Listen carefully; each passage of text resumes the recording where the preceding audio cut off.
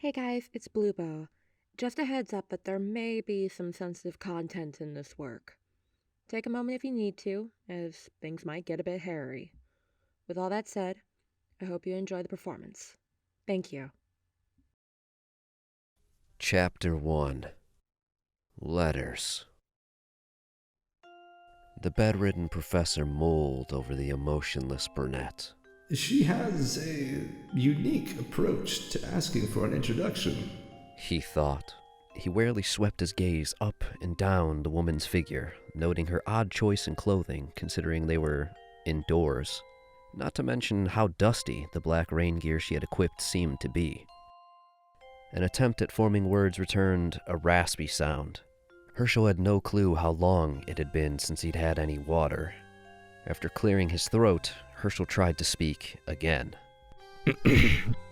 And who might you be? He wondered. The robotic humanoid opened her mouth as if to respond, but her blank eyes lowered as her lips closed over her lack of an answer. She narrowed her eyes. That does not exist within my memory banks. She replied succinctly. Before the injured professor could query her again, the strange woman continued. A cursory examination of your current physical condition revealed malnourishment. As I discovered a kitchen upon entering your abode, I shall make use of it in order to provide nutrients.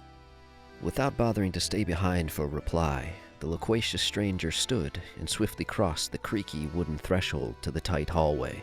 Professor Layton sat there in befuddled silence as he began to hear the sound of pans clattering in the next room. The confused instructor shifted slightly in discomfort.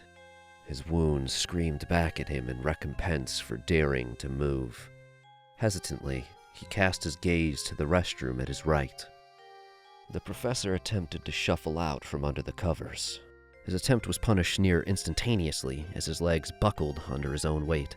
The injured archaeologist hissed through his teeth as his knees knocked against the hardwood floor. Faster than he could try to right himself, the brunette woman reappeared in his doorway and rushed to his side.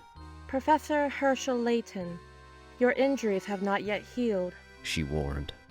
Please, just Professor is fine. The esteemed instructor dismissed as he pressed his hands into his thin mattress and his rickety bedside table.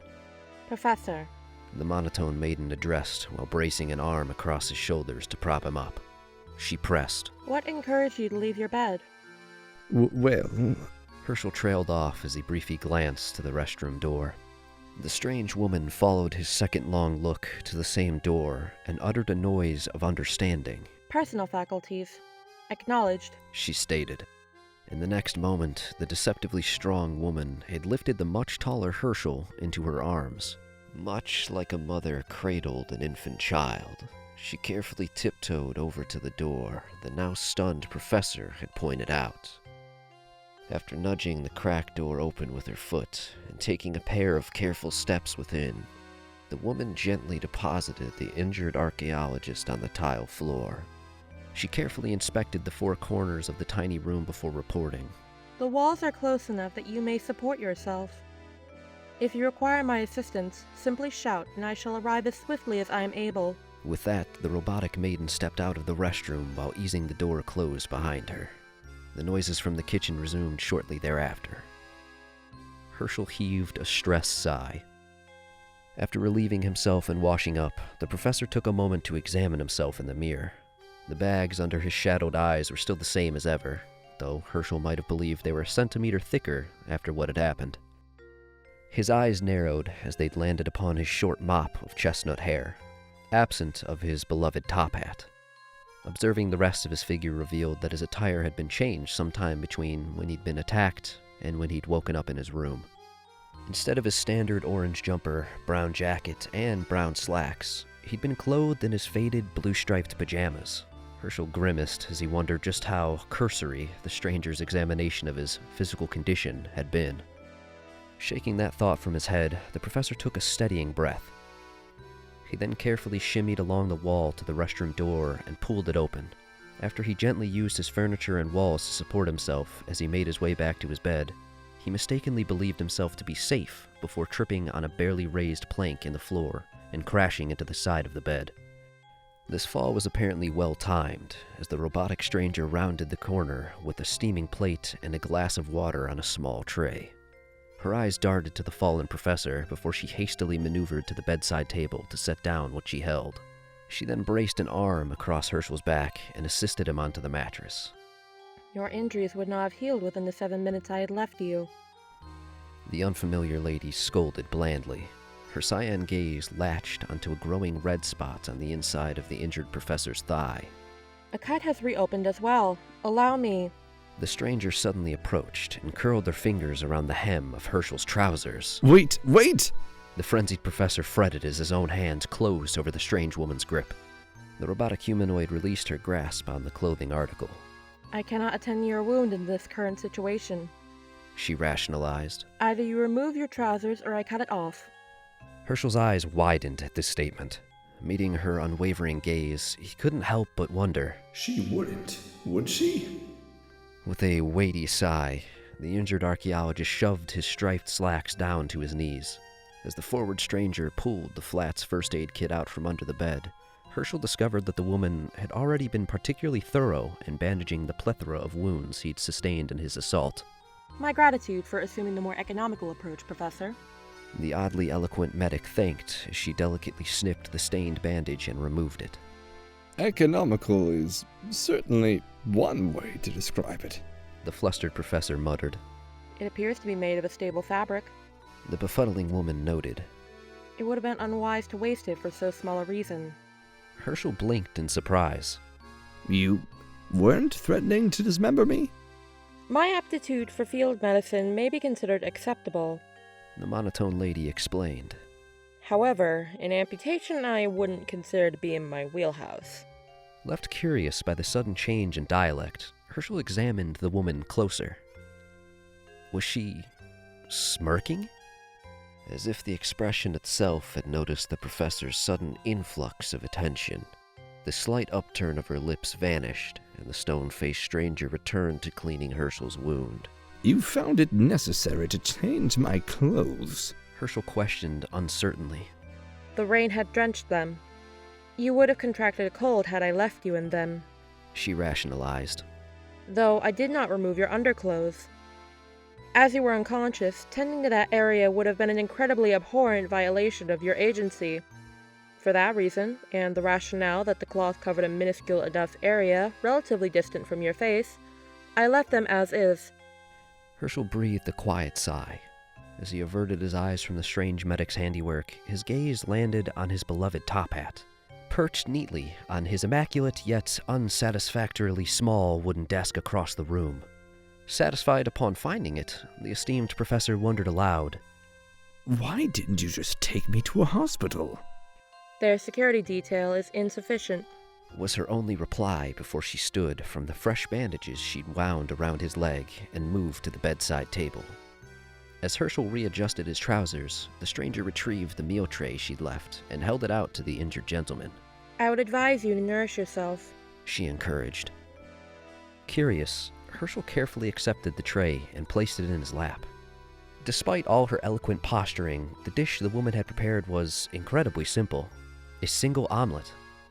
Next to the plate was a cup of water, not tea, as he'd grown accustomed to drinking. As the savory aroma of eggs, cheese, and vegetables hit his nostrils, the professor recalled that he may have skipped a meal or two recently. His stomach grumbled audibly, as if to corroborate that testimony. Glancing up, Herschel noticed unnervingly that the strange woman was staring at him, as if anticipating his judgment, or perhaps anticipating something else. A moment or two passed of him simply parsing through his jumbled thoughts. Eventually, he decided there could be worse ways to go before picking up the fork and taking a bite of the egg-based dish. The taste reminded him of home. The eggs were fluffy, the cheese didn't overpower the vegetables. The meal wasn't overly fancy or extravagant.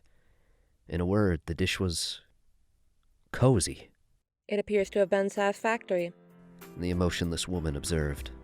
It should be acceptable as nourishment, considering you did not immediately expel the contents of the plate. Layton raised a brow at this statement. Did you not taste test this? He wondered. My sensory feedback would have proven insufficient in determining the extrinsic value of the food, as I am unable to distinguish flavor. The monotone lady responded. So, this is a product of muscle memory then? The bedridden professor mused as he methodically chewed another bite of the omelet. Considering her prior comment about her past experience in field medicine, I believe she must have served some role in the military. I should wait to cast judgment on how active she may have been, until I'm certain of when she encountered me at the harbor. If it was before those ne'er-do-wells escaped, then how did she? Herschel chose to pocket those thoughts for the moment, as he was currently hardly equipped to think at his best. Would you do me a small favor? He addressed the emotionless woman. At her nod, the injured archaeologist winced as he pointed to the top hat resting on the unused work desk. I would appreciate it if you brought my top hat over to me, please. The maiden of unknown background approached the chapeau with feet that clunked along the wooden flooring. As she lifted the headgear from its resting spot, she faced the hatless gentleman. It appears to still be damp, Professor. She reported. I would advise against donning it. The patient archaeologist pursed his lips. Even so, could you still bring it over here, please? He pressed. The stone-faced lady returned to Herschel's side and carefully set the headgear over his hair. Professor Layton's hands tightened into fists in his lap as she delicately fit the brim over his head. The emotionless maiden seemed none the wiser to his physical response as she slowly pulled her hands away. Suddenly, the woman's lips parted and her eyes narrowed. Some emotion the professor had yet to see on her face glistened in her foggy eyes. She murmured as she stood up straight. The distant maiden looked out at the darkening skies. Her lips slowly formed words around syllables that appeared to just now be surfacing in her mind. Vivian? Is something the matter? Asked the wary instructor, his frame loosening as curiosity piqued. The name just appeared before me. The nameless woman muttered. Vivian. Ersatz. The stone-faced brunette looked back to the professor. I believe that is my name. Professor Layton carefully readjusted his somewhat damp hat as he attempted a cordial smile. Is that what you'd prefer I call you? He wondered. Miss Ersatz, you said. Just Vivian. The previously nameless woman appended softly. This should make things more efficient, no? Mumbled the robotic brunette, as if still reeling from the memory. Taking another glance at the raincoat-clad maiden, Herschel tutted at his prior ungentlemanly behavior. Were you planning on leaving soon? He asked. Not at all. Vivian replied with no hesitation. What incurred your query? I wasn't sure if you were intending to stay. You're still wearing your raincoat indoors. You can take it off if you'd like. The gentlemanly professor offered. The robotic brunette nodded and began to undo her poncho button by button. As the dusty fabric slipped off her shoulders onto the floor, Professor Layton realized the gravity of the mistake he'd made as his gaze made direct contact with the monotone maiden's naked figure. Herschel closed his eyes and took a steadying breath. You know what? I rescind my request. Could you please replace your coat? Vivian tilted her head in confusion. I do not understand how this sequence of events could be productive, Professor. She queried. I believe it will be very productive for the both of us if you just put your rain mac back on, please. The flustered gentleman implored. Just tell me when you're done. Already completed, Professor. The embarrassed professor opened his eyes. True to her word, Vivian had already clothed herself in the raincoat again. Do you not have any other clothes? Layton asked slowly as the robotic brunette buttoned her coat back up. My previous facility offered me no proper clothing options. The monotone foreigner reported. Herschel sighed. Well, for the time being, you may use one of the extra sets of clothing that I have in the drawers over there. He offered while gesturing minutely to the dresser in the corner. Vivian followed his gaze and stepped over to the worn wooden fixture. She opened the bottom and second bottommost drawers to find neatly folded, identical pairs of brown slacks and orange sweaters. Noticing the brunette had already begun unbuttoning her raincoat once more, the exasperated professor shut his eyes again and leaned back in bed. Facility? He mused momentarily. Reordering his thoughts, he focused on the issue at hand. You would have a shirt and trousers, which would only leave shoes and undergarments. He huffed. Layton could already feel something tightening behind the bridge of his nose as he looked back to Vivian. She stared at him with a questioning tilt of her head as she adjusted the loose orange jumper over the sagging pants. Perhaps we should save discussion of this situation for tomorrow. The emotionless individual suggested as she gestured with sleeves that blanketed her palms. Yes, that might be for the best. The exhausted professor agreed as he set his unfinished omelet back on the bedside table with a small hiss of pain. Vivian returned to the injured archaeologist's side just as he removed his top hat and placed it in the space remaining on the side table. She reached for the blankets, but Herschel's hands grasped them first. It's quite all right, Vivian. I appreciate the thought. He thanked distantly before a sudden realization colored his features. Wait, do you even have a place to stay? Vivian cast her eyes into space for a moment. I could utilize the sofa in the den should I require bed rest. However, I do not find sleep to be necessary often. She explained. Even so. Herschel interjected as he sat up with a wince. You should not be confined to the couch. You may use the bed while The robotic brunette placed a hand on Layton's shoulder and gently pressed him back down. It would be completely illogical for you to relinquish the bed when your injuries still require mending, She replied. After an uncomfortable pause on the stubborn gentleman's end, Vivian suggested, If you are so certain that I must utilize the bed as well, why could we not share the same mattress? I don't believe that would be necessary, Vivian. Herschel dismissed with a cough. It would be unbecoming for me to share the same bed with someone I lack attachment to. Does there exist a form of gentleman's handbook for regulations such as these? Vivian queried. Is there an official collection of these rules? Herschel did not respond.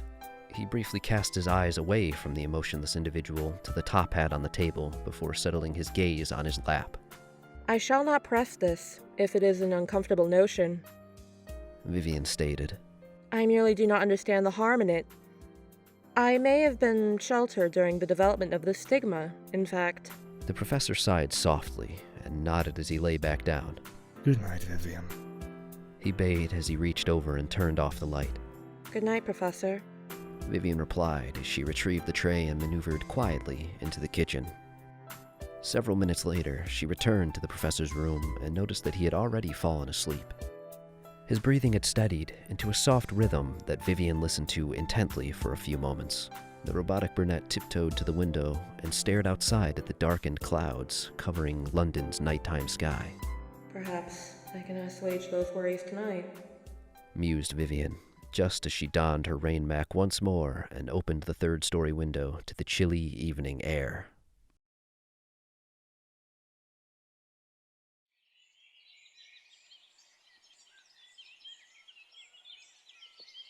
Professor Layton awoke the next morning to his old flat's bed. He was still quite unused to waking up in a place outside his office, yet here he was. As he slowly propped himself up in bed with a grunt, he heard the quiet tap of leather against wood approaching his door. Vivian poked her head around the corner in the next moment. Good morning, Professor. She greeted as she brought in a tray. Aside from the morning newspaper, the setup of the meal was exactly the same. An omelet and a glass of water. My apologies that I could not assemble something different. The robotic foreigner noted. The only ingredients I could find in the kitchen that were still edible were eggs and some of the vegetables.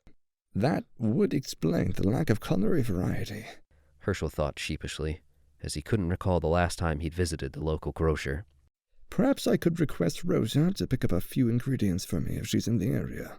He mused aloud as he reached over to his bedside table and donned his top hat. Rosa? Oh, she's a friend of mine. She works in Gressenheller University, as I do. The bedridden archaeologist informed Vivian. The robotic individual made a subtle sound of acknowledgement before returning to the kitchen with muted steps.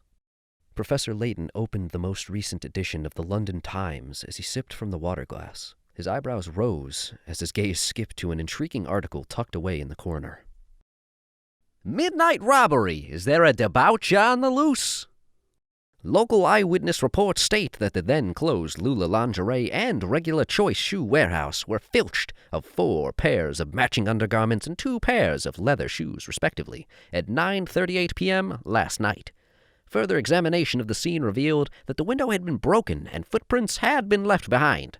However, due to the strange lack of identifying features on the bare footprints and the fact that the thief left enough money behind to conceivably pay for the stolen products, investigation is currently progressing slowly. The vendors encouraged London citizens to keep an eye out for suspicious figures in the event that... Professor Layton heaved a heavy sigh. Vivian, He called in a sharper tone than he'd intended. could you come here for a moment? The monotone brunette in question entered the room promptly. Is something the matter, Professor? She questioned blankly. I will be completely direct. Layton began as his eyes darted to the unfamiliar leather shoes Vivian now wore. He turned the newspaper, open to the incriminating article, to the woman caring for him and asked, Was this your doing? Yes. Vivian answered without hesitation. I am surprised they managed to document it so quickly, let alone at all. Vivian, that isn't... You can't... Layton huffed as he pinched the bridge of his nose. Whether you paid for what you took or not, you can't just break into stores to get what you want after hours. That's illegal. You appeared to be under intense stress when the situation came to your attention that I was lacking specific clothing articles. Vivian recollected. As such, I decided it would be most efficient to acquire the desired items as soon as possible. Herschel blinked in disbelief. Could you not have waited until the store was open? Perhaps during the day? He asked. Leaving you alone would be outside the realm of my goals. Completing the task past the time of closing ensured I would be able to procure what we needed without wasting time conversing with other humans. She rationalized. Leaving me by myself is outside the realm of your goals? What goals might those be, then? Herschel interrogated as his eyes narrowed. I have sworn myself to protect Professor Herschel Layton and Claire Foley. That is my goal. Vivian explained. The injured professor was struck silent. A moment passed. Then another. Finally, he breathed a low, hollow chuckle. Is this some sort of joke? He wondered absently. My statement was not intended to be humorous, Professor. The emotionless individual corrected. I intend to protect you both against any threat. When did you find me at that harbor? Questioned Herschel, his hands tightening into fists against the bedsheets. 2 thugs were harassing you shortly before you fell unconscious, I believe. Vivian recounted. One of them threatened to end your life with a switchblade, so I disposed of them both. Disposed? Herschel thought as his eyes widened.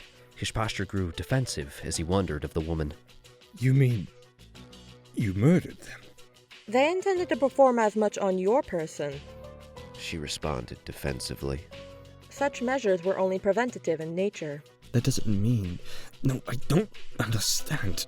The argumentative professor attempted to retort as his mind was assaulted with a barrage of different questions and answers he had the choice of applying at this moment. He eventually decided to ignore all of them and ask what was threatening to burn through his skull. How can you claim to be in the right when you've already failed? Vivian blinked. Herschel suppressed a tremble in his body as he took a steadying breath. Claire Foley is dead, He admitted. She died in a lab accident almost 3 years ago now. The robotic foreigner's cyan eyes widened. She attempted to form words, but all that emerged from her throat was a disbelieving rasp. There is nothing more for you here. Layton asserted as he set aside the tray and cast his gaze to the window. You've spilled blood and pilfered and concealed for no reason. You need to leave. Vivian's eyes narrowed. I don't believe I've concealed anything intentionally. She claimed.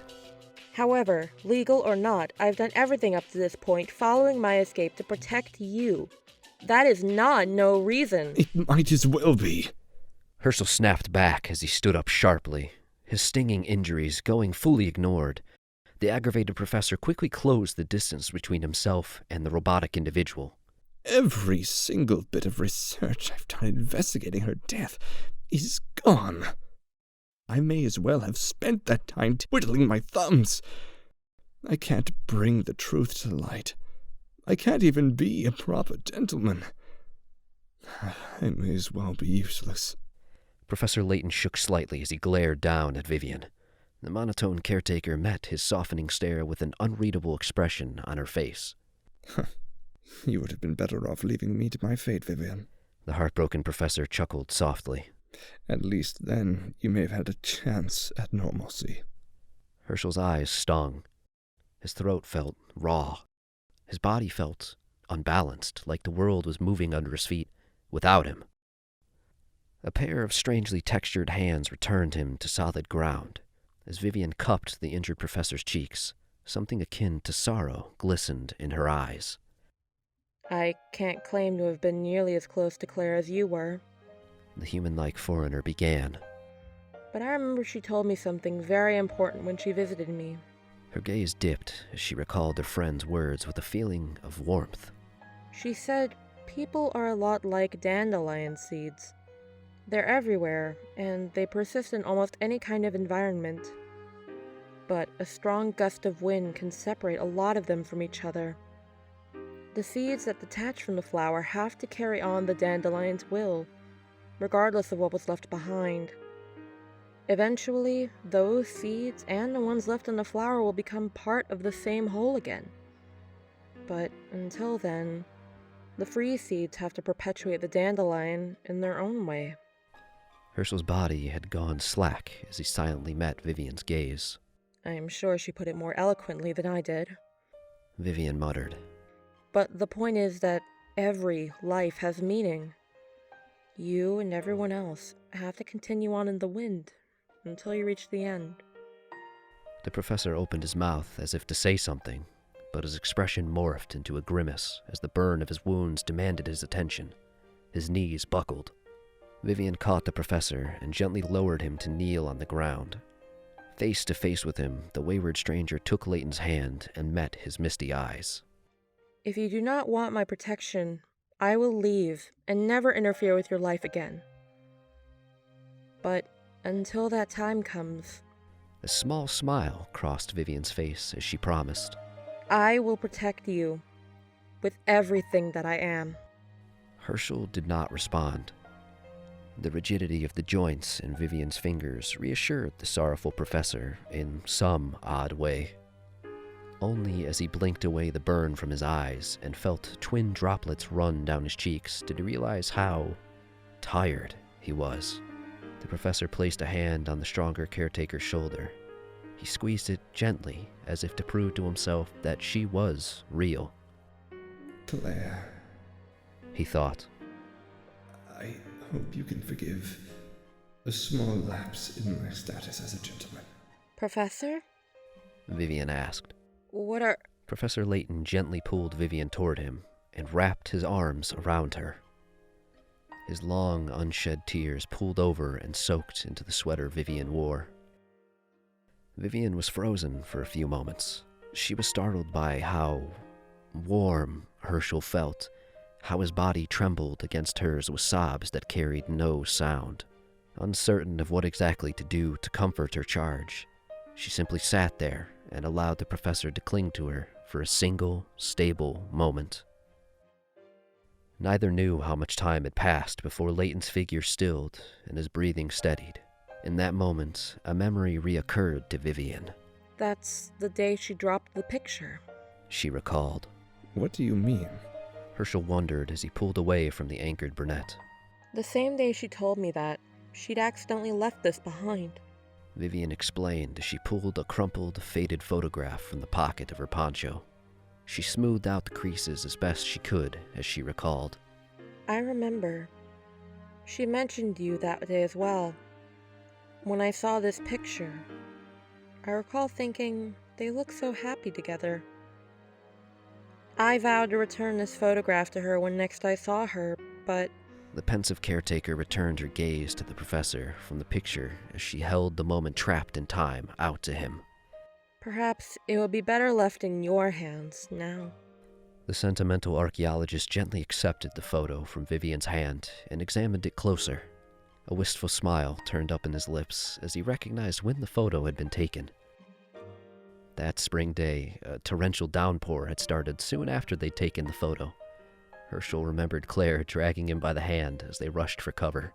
He remembered the way she had giggled when he suggested they solve puzzles back and forth to pass the time, waiting for the rain to slow.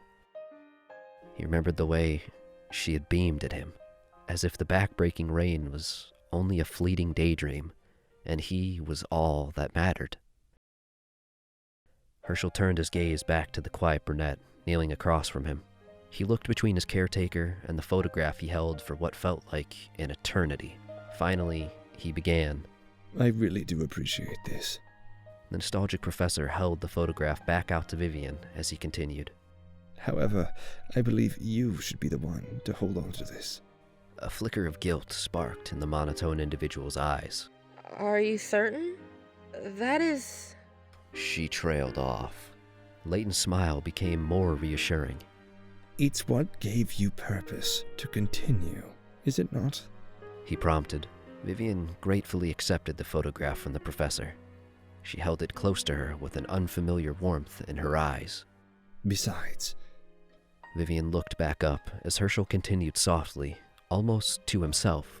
I already have something to remember her by. He mused quietly as he readjusted his top hat. Vivian met the professor's gaze with an understanding look in her eye. Well then, she began as she rose to her feet and offered a hand to her charge. I believe we've spent enough time on the ground, have we not? Layton reached out to take Vivian's hand. The cyan gaze of the robotic caretaker suddenly went blank, as if she'd suddenly shut down. Her body went limp. Vivian! Herschel called in concern as he haphazardly caught the unconscious individual, much to the chagrin of his still-healing wounds. The brunette of dubious background blinked slowly. Her eyes darted about as if to regain her bearings.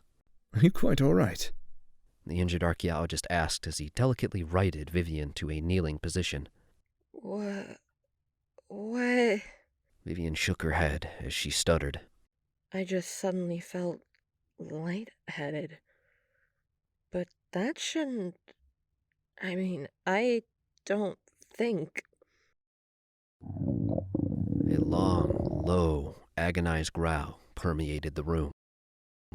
Vivian and Herschel's gazes were both drawn to the robotic maiden's stomach. What? The apparently starving brunette wondered of no one in particular. You're hungry?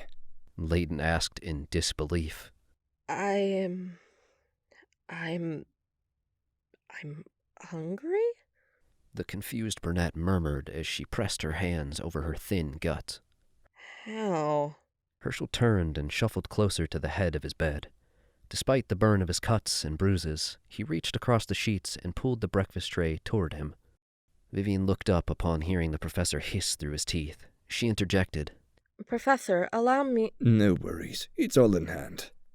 Layton reassured in a strained voice as he carefully shuffled back to his spot and set the tray down between himself and Vivian. Using the knife, the injured professor cut the omelet in half and gently nudged the larger piece toward the caretaker across from him. As the starving brunette stared down at the egg dish, Herschel remembered. Oh, I should retrieve another fork from... Vivian pinched a small piece of the omelet off between her fingertips and placed it in her mouth. That could also suffice. Herschel interrupted himself hesitantly. As Vivian seemed to slowly process the concept and action of consumption, the curious professor wondered. Were you not provided food at this facility, was it? The robotic brunette swallowed carefully after chewing. She then responded, I was unable to see what they fed me. I assumed it had been some sort of liquidized fuel source, for me specifically. My inability to taste further derailed my observations of the nourishment they provided me. Professor Layton's eyes narrowed as he attempted to wrap his brain around what this facility she had mentioned could have been after. Just what did they do to you? He mused quietly. Vivian, ignorant of his question, simply stared down at her artificial feeling limbs. Professor, do my... She stuttered as she held out a hand to the man across from her. Do my hands feel like hands to you? The professor contained his bemused chuckle at her phrasing and instead took Vivian's outstretched hand between both of his. He hummed thoughtfully as he examined the joints in her fingers and the grooves in her palm. Your hand is a bit more rigid than most, Layton elucidated. He gestured to her knuckles as he continued. The joints here also feel much thinner than they do in a human skeleton. Aside from that, it's honestly difficult to tell the difference. Vivian slowly retracted her hand and stared down at her palm. She slowly closed and opened her fingers over and over again, feeling the creak of her joints with each movement. However, no matter how artificial your limbs may be, I feel confident in saying you're likely as human as I am, Herschel claimed. Human. The monotone caretaker muttered back. As a human being, I believe you'd require as much protection as you seem to think I would. The gentlemanly instructor rationalized before taking another bite from his side of the omelet. Vivian tilted her head with narrowed eyes. Could you provide proof of this claim? She retorted softly. Well, if we were to get technical about it, the exact definition of protecting someone is keeping someone safe from harm or injury. Layton expounded. Without the proper nourishment, the human body will eventually collapse in on itself. You've been protecting me by making food for me. I can provide for you in a similar manner as soon as I'm back on my feet. If you'd allow me, I could even repay you back for the physical protection you've already provided. Such an oddly over-detailed explanation for just coming back around to as simple a statement as I shall protect you as well. Vivian noted. Although I am intrigued to see how you intend to safeguard me, in a vein alluding to my prior defense. I do need to make one thing clear first. Herschel declared. No more crimes. I appreciate that you saved my life.